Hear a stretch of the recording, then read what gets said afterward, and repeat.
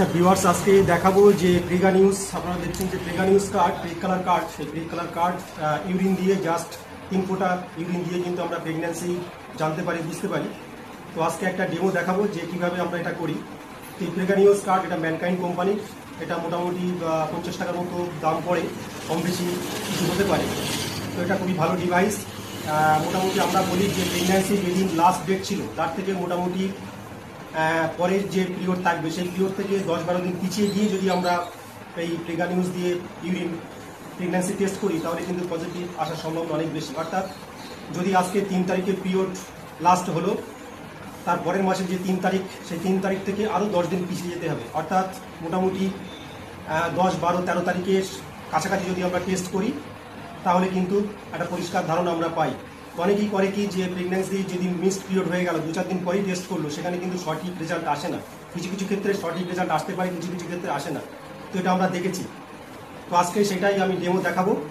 তো আমার একজন পেশেন্টের পিরিয়ড ছিল। আপনার পিরিয়ড ছিল কবে?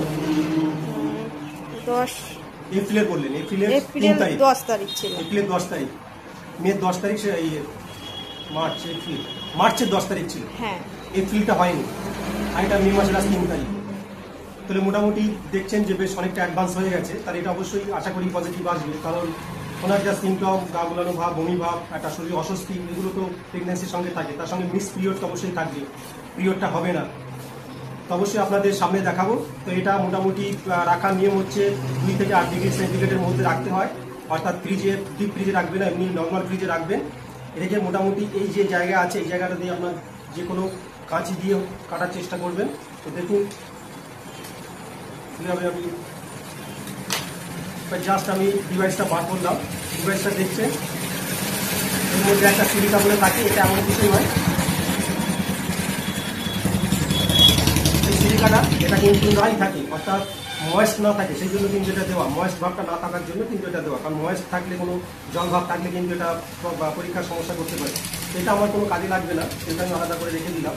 তো এখন দেখছেন ড্রপার আছে, আর এই যে ডিভাইসে দেখছেন একটা ছোট দাগ, গোল দাগ আছে, একটা লম্বা দাগ আছে। তো এখানে ইউরিন আমি এই ছোট দাগে দেবো।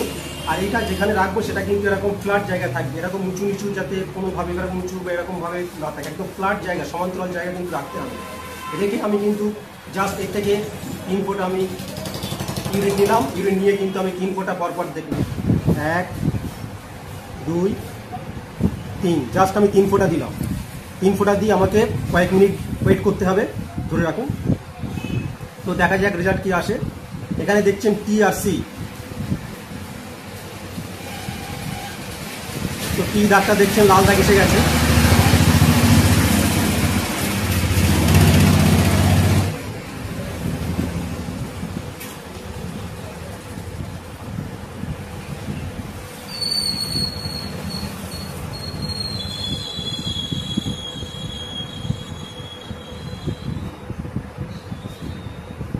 এখানে দেখছেন যে সঙ্গে সঙ্গে কিন্তু দুটো লাল দাগ চলে এসছে, টিও চলে এসছে, সিও চলে এসছে।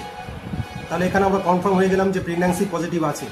এটা যেহেতু অ্যাডভান্স হয়ে গেছে সেই জন্য এটা তাড়াতাড়ি হয়েছে, হয়তো কয়েক মিনিট ধরে আপনাদের ওয়েট করতে হবে।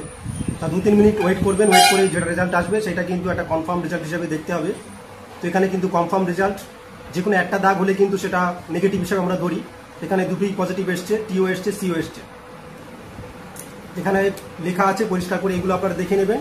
দেখে নিলে সুবিধা হবে যে কোনটা আমরা প্রেগন্যান্সি ধরবো, কোনটা ধরবো না। তো মোটামুটি আমরা বলি যে কোনো একটা দাগ হলে নেগেটিভ, দুটো দাগ হলে পজিটিভ। ঠিক আছে, তাহলে পরিষ্কার একদম এটা পজিটিভ কেস। ঠিক আছে, মানে পেটে বাচ্চা এসেছে। এইভাবে কিন্তু আপনারা বাড়িতে এটা টেস্ট করবেন। আর ইউরিনটা কখন নেবেন? ইউরিনটা নেবেন সকালের ইউরিনটা, অর্থাৎ ফার্স্ট মর্নিং যে ইউরিনটা হবে। রাতে বেশি করে জল খেতে পারেন, বা যেরকম নর্মাল জল খান। ভোরে যদি পেচ্ছাপ করতে ওঠেন তাহলে ভোরের জলটা নিতে পারেন, বা সকালের দিকে উঠে যে ফার্স্ট ইউরিনটা হবে সেই ফার্স্ট ইউরিনটা, এটা বড় পট, আপনার ছোটো পট মোটামুটি 15 ml 20 ml ইউরিন নিলেও চলবে। সেটা নিয়ে আপনারা সকালেই টেস্ট করবেন, তাহলে কিন্তু কনফার্ম একটা রেজাল্ট আসবে। তাহলে আজকে মোটামুটি আপনাদের ধারণা হলো যে আমরা প্রেগা নিউজ বা যে কোনো প্রেগ কালার কার্ড যেগুলো বলি সেগুলো দিয়ে কীভাবে আমরা ইউরিন টেস্ট করি এবং সেগুলো নেগেটিভ পজিটিভ কীভাবে ধরি। ঠিক আছে, তো আজকে এই পর্যন্তই।